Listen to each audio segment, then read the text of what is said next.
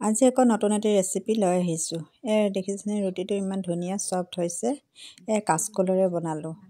কাচকলৰ নতুন এটি ৰেচিপি, আহকচোন চাওঁ কেনেকৈ বনালোঁ। ইয়াৰ বাবে মই প্ৰথমতে আটা লৈ ল'লোঁ। তাত জইন গুটি কেইটামান দি দিছোঁ, নিমখ অকণমান এড কৰি দিছোঁ, এচামুচ ৰিফাইন তেল এড কৰি দিছোঁ। ভালদৰে মিক্স কৰি লৈছোঁ প্ৰথমতে।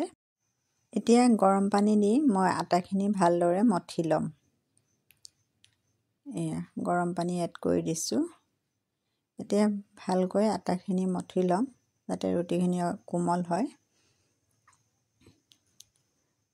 10 মিনিটৰ বাবে ৰেষ্টত থৈ দিম। ইফালে মই কাচকল বইল কৰি লৈছোঁ কুকাৰ এটাত দি। 2টা হুইচেল মৰালে হৈ যাব, তাতকৈ বেছি সিজাব নালাগে। কলখিনিৰ বাকলি গুচাই ল'ম। বইল কৰাৰ পিছত বাকলিখিনি ধুনীয়াকৈ এৰাই যায়। এতিয়া পিটিকি ল'ম গোটেই কলখিনি। গৰমে গৰমে এনেকৈ পিটিকি ল'লে ভাল হয়, ঠাণ্ডা হ'লে অকণমান গোটা গোটা হৈ থাকে। এইখিনি ৰেডি হৈ গ'ল। ইফালে কেৰাহীখন পাতি তেল গৰম হ'বলৈ দিলোঁ। তাত কেইটামান জিৰা গুটি দি দিছোঁ। পিঁয়াজ এটা মিহি মিহিকৈ কাটি থৈছিলোঁ, সেইখিনি ইয়াত এড কৰি দিছোঁ। 2টা কেঁচা জলকীয়া দি দিছোঁ। ভালদৰে অকণমান ভাজি লৈছোঁ। অকণমান আদা নহৰু খুন্দি দিছোঁ, বেছিকৈ দিয়া নাই, অকণমানেই দিছোঁ। কাচকলখিনি এড কৰি দিম। অকণমান লৰাই আধা চামুচ জিৰা গুড়ি দিছোঁ, কাশ্মীৰী লাল মিৰ্চ অকণমান দিছোঁ, চাট মছলা অকণমান দিছোঁ আৰু হালধি গুড়ি অকণমান দিছোঁ যাতে ৰংটো ধুনীয়া হয়। গোটেইখিনি ভালদৰে মিক্স কৰি সোৱাদ অনুসৰি নিমখ দি দিম আৰু শেষত ধনিয়া পাত কেইখিলামান দি নমাই দিম।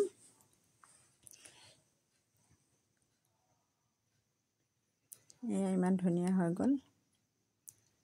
এইফালে মই আটা ৰেডি কৰি লৈছোঁ, স্প্ৰেড কৰি লৈছোঁ। এতিয়া মাজত কাচকলখিনি দি মুখখন এনেকৈ বন্ধ কৰি দিলোঁ। আটা লগাই মই বেলি ল'ম ধুনীয়াকৈ।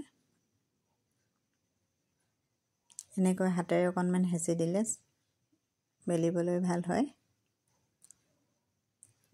ৰুটিটো ইমান ধুনীয়াকৈ বেলা হৈ গ'ল। ইপিঠিত লুটিয়াই তেল লগাই দিলোঁ। আকৌ ইটো পিঠিত অকণমান তেল দি দিম আৰু ধুনীয়াকৈ ফুলিও গৈছে ৰুটিটো। এনেকৈ মোৰ কাচকলৰ ৰুটি ৰেডি হৈ গ'ল। এনেকৈ আৰু এখন বনাই ল'ম। কাচকল আমি বিভিন্ন প্ৰকাৰে বনাই খাইছোঁ, ভাজি, চব্জি, কোপ্তা, কিন্তু ৰুটি বনাই খোৱা নাছিলোঁ। আজি ৰুটি ট্ৰাই কৰিলোঁ। কাচকল হেল্থৰ বাবে বৰ ভাল হয়, হেল্ডি হয়, আইৰণ পোৱা যায়। কাচকল এনে খাব মন নাযায়, কিন্তু এনেকৈ কিবা কিবি প্ৰকাৰে বনাই খালে বৰ ভাল লাগে। এই ৰেচিপিটো ৰাতিপুৱাৰে আছিল, ৰাতিপুৱা দিব নোৱাৰিলোঁ, সেয়ে এতিয়া দিছোঁ। মোৰ ৰাতিপুৱাৰ ব্ৰেকফাষ্ট ৰেডি হৈ গ'ল। ৰেচিপিটো চাই কেনে লাগিলে? যদি ভাল লাগিছে লাইক এটা কৰিব আৰু ফ'ল' কৰি দিব। নতুন নতুন ৰেচিপি ভিডিঅ' লৈ আকৌ আহিম আপোনালোকৰ মাজলৈ। আজিলৈ বাই।